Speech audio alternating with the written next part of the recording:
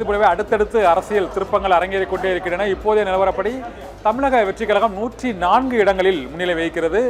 அதிமுக 69 இடங்கள், திமுக 58 இடங்கள் என 3வது இடத்தில் திமுக இருக்கிறது. தமிழகம் முழுவதும் 104 இடங்களில் தமிழக வெற்றிக் கழகத்தின் வேட்பாளர்கள் இப்போது முன்னிலை வகிக்கிறார்கள். அவர்கள் அறுதி பெரும்பான்மைக்கான அந்த 118 இடங்கள் என்பதற்கான அந்த இடங்களை பெறுவதற்கு இன்னும் அவர்களுக்கு தேவையானது 14 இடங்கள் மட்டுமே தேவைப்படுகிறது. 104 இடங்கள் பெற்றிருப்பதால் 118 என்ற இடத்தை நோக்கி செல்வதற்கு அவர்களுக்கு 14 இடங்கள் மட்டுமே இன்னும் தேவைப்படுகிறது.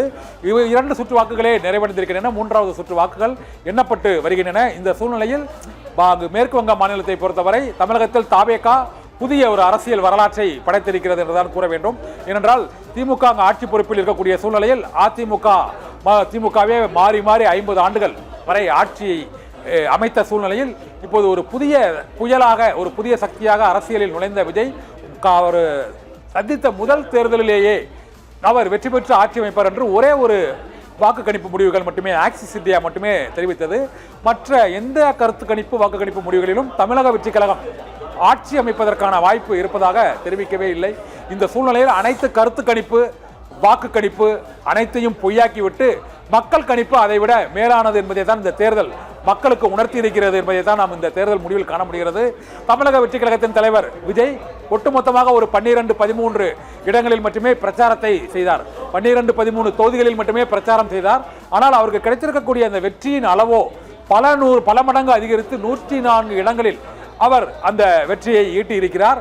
அவர் அறுதி பெரும்பான்மைக்கு இன்னும் 14 இடங்களே தேவை என்ற சூழ்நிலையில் தமிழகத்தில் மிகப்பெரிய ஒரு அரசியல் மாற்றத்தை 50 ஆண்டுகளுக்கு பிறகு 1977 அங்கு எம்ஜிஆர் ஏற்படுத்தினார். இதே போல 1967 அண்ணா தலைமையில் ஒரு பெரிய அரசியல் மாற்றம் ஏற்பட்டது. அதற்கு பின்னர் அரசியலும் சினிமாவும் தமிழகத்தில் இன்னும் அதற்குரிய வசீகரம் செல்வாக்கு இன்னும் குறையவில்லை என்பதை உணர்த்தும் வகையில் தான் தமிழக வெற்றிக் கழகத்தின் தலைவர் விஜய்க்கு ஆதரவாக மக்கள் 104 தொகுதிகளில் போட்டியை அவருக்கு வாக்களித்து வெற்றி பெற வைத்திருக்கிறார்கள். எவராலும் கணிக்க முடியாத அளவுக்கு தமிழக வெற்றிக் கழகம் இந்த இமாலய வெற்றியை சாதித்திருக்கிறது. தமிழகத்தில் அண்ணா எம்ஜிஆருக்கு பிறகு விஜய் இந்த அரசியல் மாற்றத்தை இங்கு நிகழ்த்தி காட்டி இருக்கிறார் என்றுதான் கூற வேண்டும். பல்வேறு விதமான நலத்திட்டங்கள், பல்வேறு விதமான அறிவிப்புகள் ஆகியவற்றை செயல்படுத்திய திமுக ஆட்சிக்கு இந்த முறை 3வது இடம் அளிக்கப்பட்டிருக்கிறது.